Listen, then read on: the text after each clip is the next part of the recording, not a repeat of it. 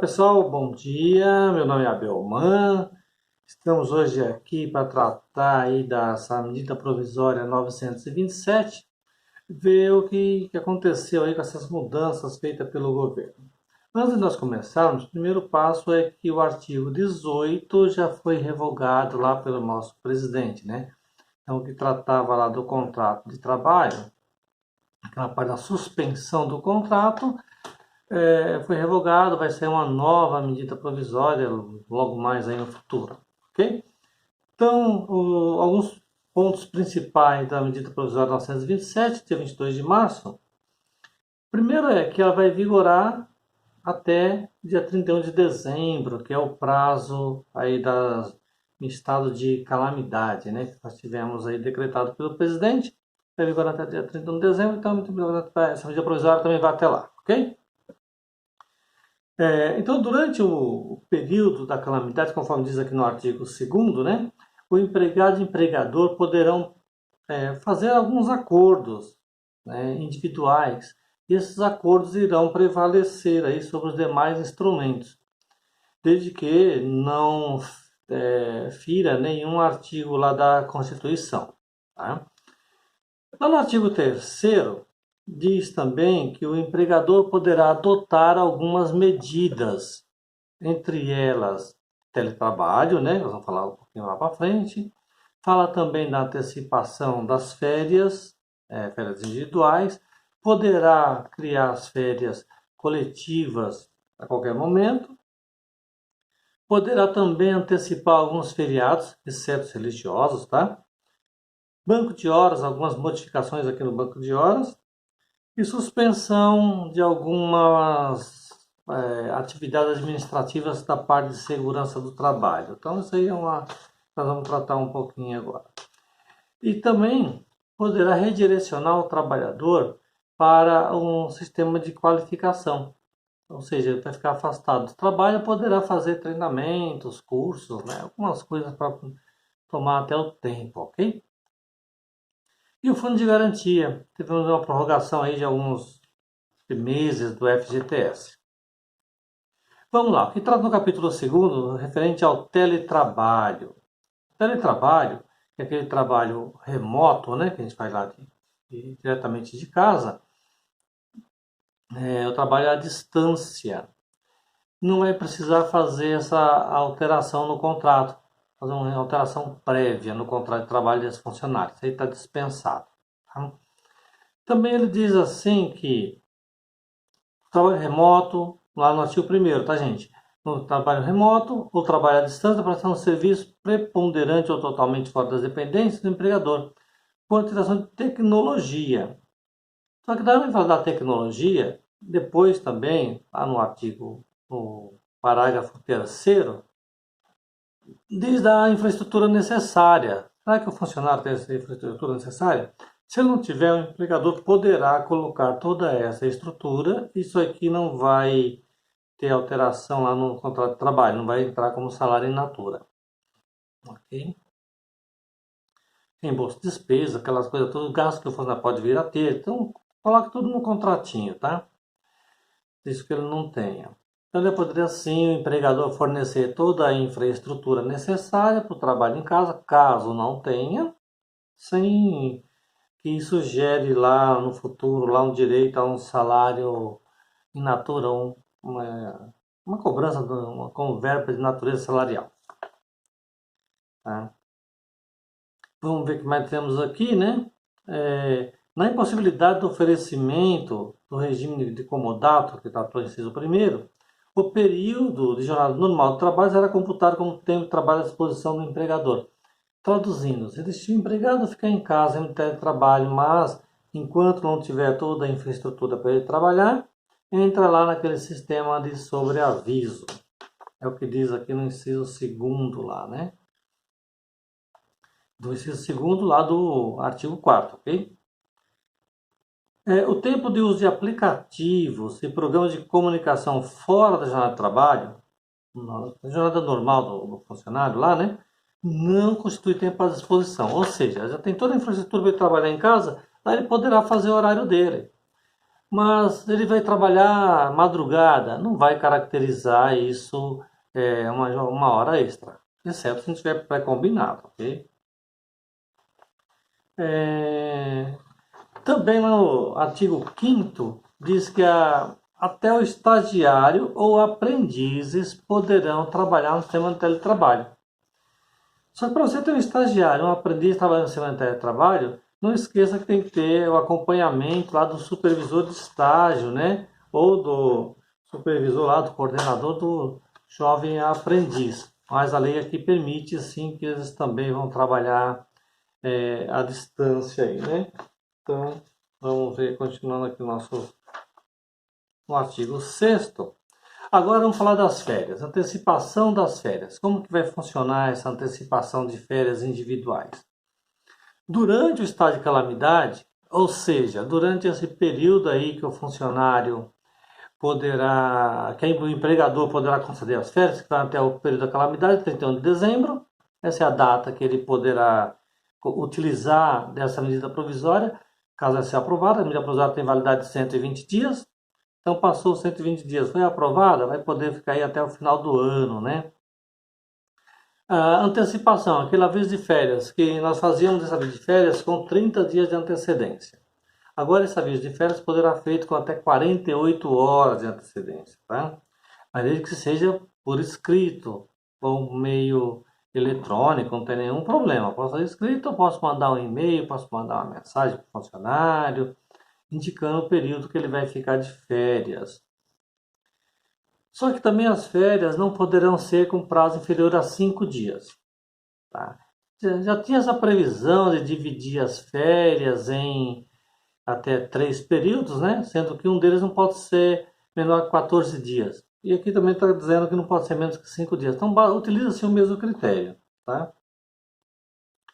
Agora, uma novidade é que o empregador poderá, né, antecipar o período de férias do funcionário, mesmo que não estiver vencida. Ele tem férias que não venceu ainda, posso antecipar? Posso. Saiu de férias agora, quero antecipar de novo por causa desse problema da calamidade aí? Pode sim, tá? Agora a legislação aqui está permitindo através dessa medida provisória aqui, ok? Vamos ver o que tem mais aqui das férias. Antecipando o período aquisitivo já falamos também. Poderá antecipar até períodos futuros, ou seja, férias não vencidas. Eu posso antecipar uma férias que ele já tem vencida, posso antecipar outra que não está vencida, posso antecipar 2 férias? Pode. Tá? Desde que seja acordo individual aqui. Quando fala acordo individual, o empregado tem que concordar. Ok? Os trabalhadores que pertençam ao grupo de risco, esses terão prioridade na concessão de férias, gente.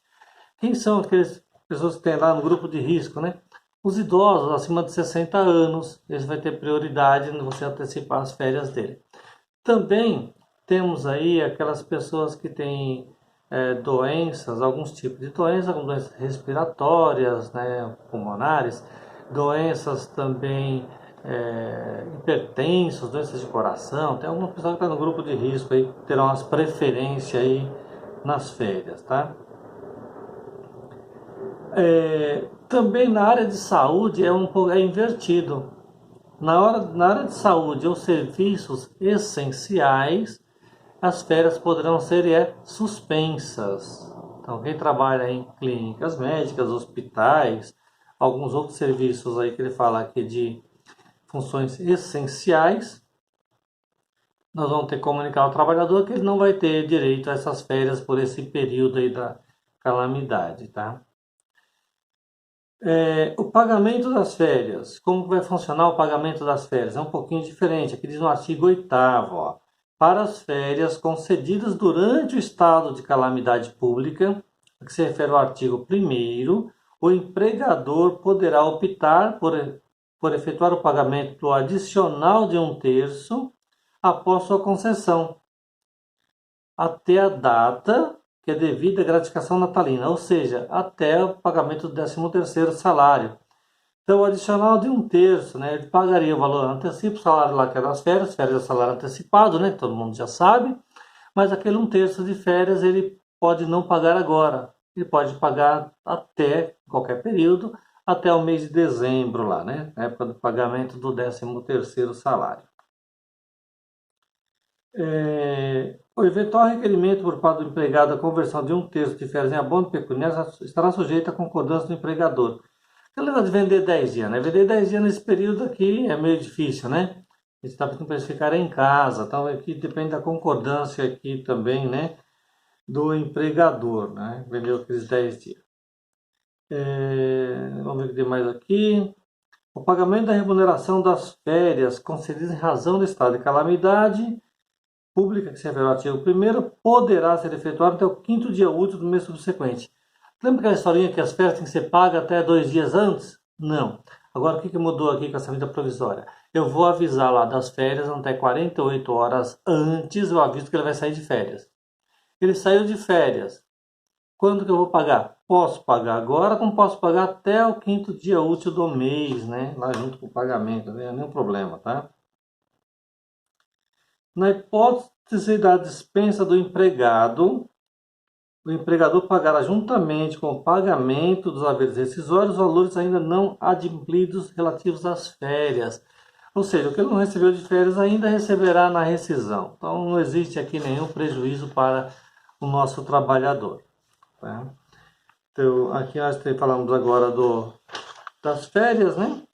Das férias individuais. E como vai funcionar as férias coletivas durante esse período, né? Então, mesmo critério das férias individuais, o aviso é com 48 horas de antecedência, está dispensado de comunicar os órgãos públicos, né? Dispensada essa comunicação, tanto ao Ministério da Economia, que é o antigo Ministério, faz parte do antigo Ministério do Trabalho, está dentro do Ministério da Economia, e também os sindicatos. Tá? Então, a férias coletiva pode ser dada a qualquer momento, usando o mesmo critério. Antecipação de feriados. Mudando agora de assunto aqui, né, no capítulo 5 dessa medida provisória, fala lá da antecipação de feriados. Diz lá no artigo 13º, durante o estado de calamidade pública, os empregadores poderão antecipar o gozo de feriados não religiosos. Tá? Então, ele pode agora sim, tem feriado, você vai descansar agora, depois trabalha no futuro? Pode, tá? Os feriados se refere o artigo aqui, poderão ser utilizados para compensação do saldo em banco de horas. Descansa agora, fica no banco de horas, deixa ele lá, né? Aqui só não fala se esse banco de horas será em dobro, que às vezes você trabalha no feriado e paga em dobro. Aqui não fala nada, então ficaria 1 hora por 1 hora, né? O aproveitamento de feriados religiosos dependerá da concordância do empregado, mediante manifestação em acordo individual escrito, ou seja, feriado religioso, o empregador só poderá antecipar se o empregado concordar. Caso contrário, só os demais feriados aí que poderá trabalhar. Banco de horas. Como vai funcionar o banco de horas dentro aqui dessa medida provisória? Durante o estado de calamidade pública, que se refere ao artigo 1º, ficam autorizados a interrupção das atividades pelo empregado. Pelo empregador, e a constituição de regime especial de compensação por meio de banco de horas em favor do empregador ou do empregado. Traduzindo aquele banco de horas negativo, o empregado não tem banco de horas. Institui banco de horas, vai para casa, essas horas são negativas, o empregado ficará devendo para um pagamento futuro. E quando? Não é mais aquele período de 6 meses, agora ficou até 18 meses. Então, todas as horas que ele tiver que compensar, terá um prazo aí de 18 meses. 18 meses após o encerramento do estado de calamidade. Ou seja, após 31 de dezembro, tá, gente? A compensação do tempo para recuperação do período interrompido poderá ser feita mediante prorrogação de jornada em até 2 horas e não poderá passar de 10. Aquele critério de acrescentar 2 horas por dia, não passando de 10, né? Esse é o critério que ele vai poder utilizar para fazer a compensação aí desse banco de horas.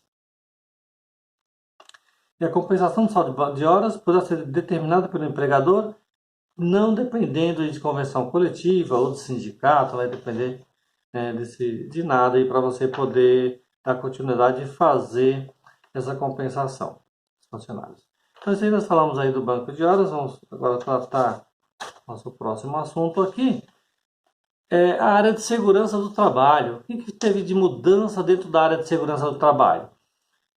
Suspendeu lá no artigo 15º dessa medida provisória, suspende a realização daqueles exames ocupacionais, né, clínicos, né, durante esse período da calamidade, está tudo suspenso, exceto os demissionais. Os demissionais aqui diz exceto, se a clínica não estiver aberta, vai poder fazer depois, não vai ter outra solução aqui, mas o demissional diz que tem que ser feito.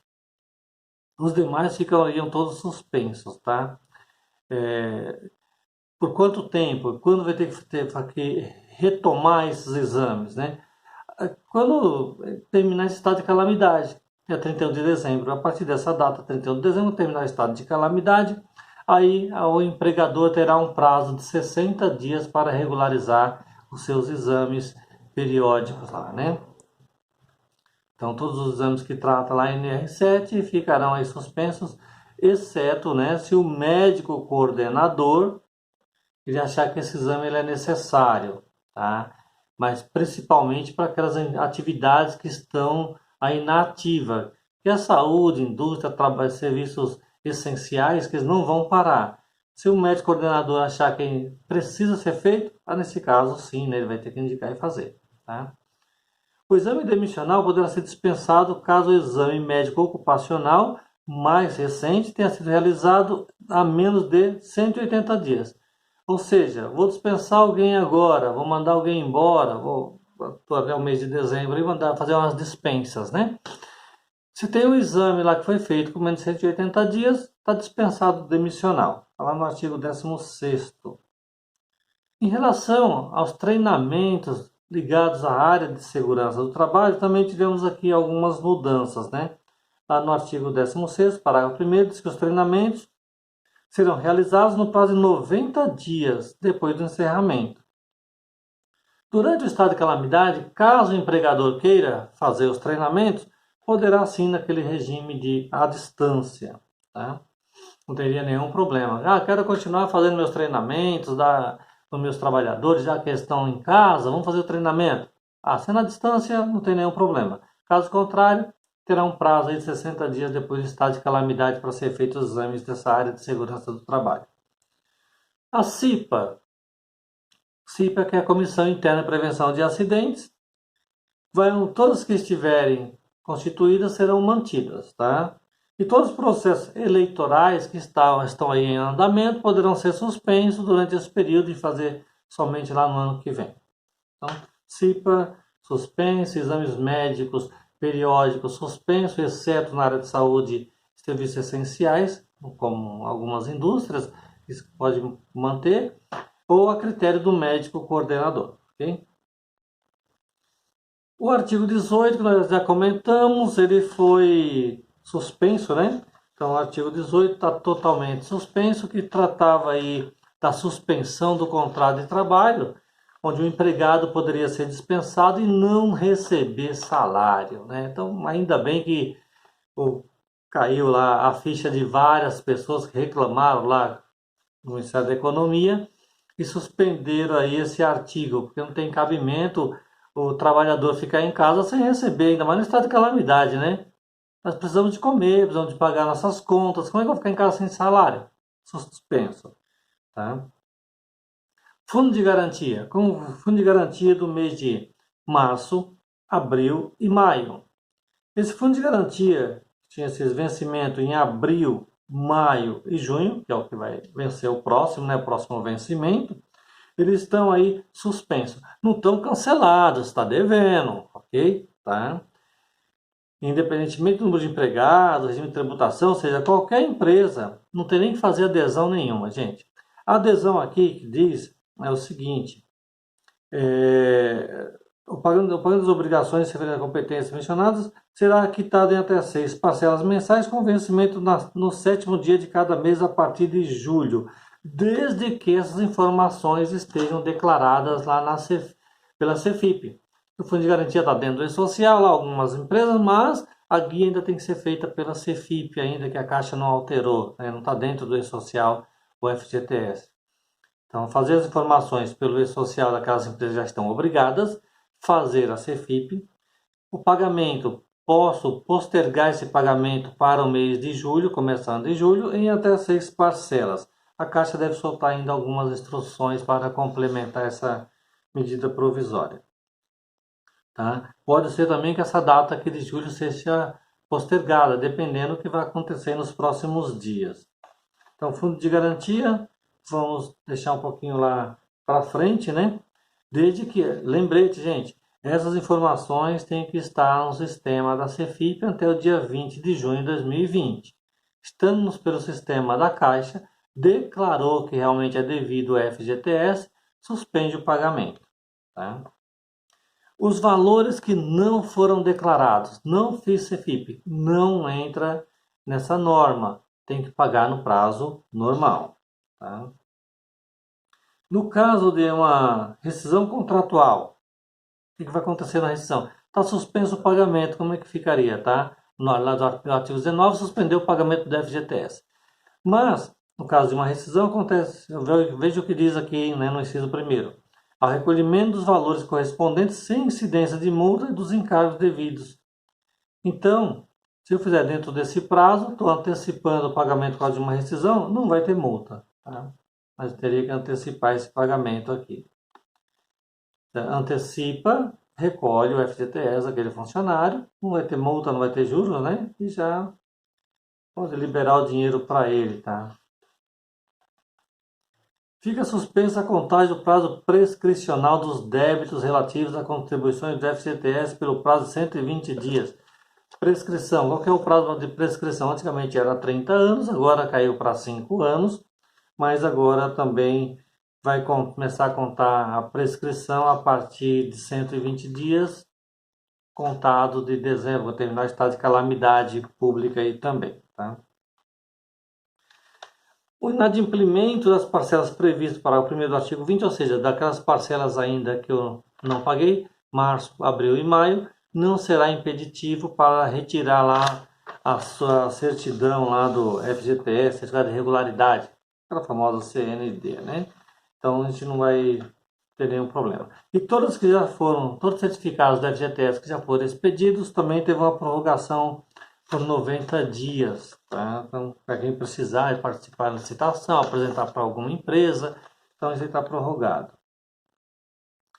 E o parcelamento dos débitos do FGTS em curso, que tem parcelas a vencer no mês de março, abril e maio, não impedirão a emissão de certificado. Ou seja, eu tenho parcelamento do FGTS, não paguei.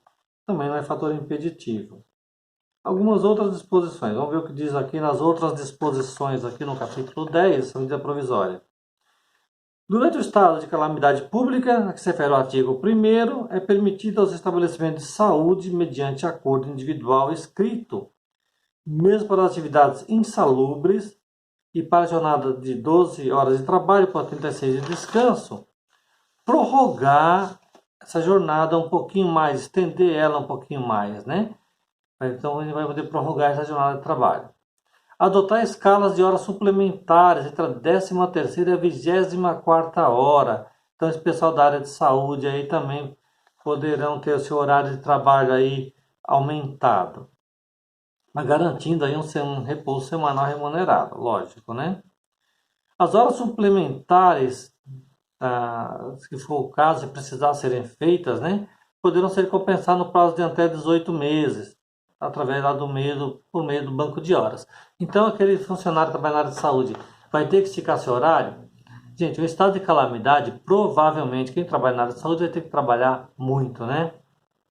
Não é o que a gente queria que acontecesse. Mas as horas que eles fizerem a mais, eles terão um prazo aí de 180 dias para depois descansarem, né? Lembrando que esses 180 dias é após o 31 de dezembro, que é o período do estado de calamidade pública.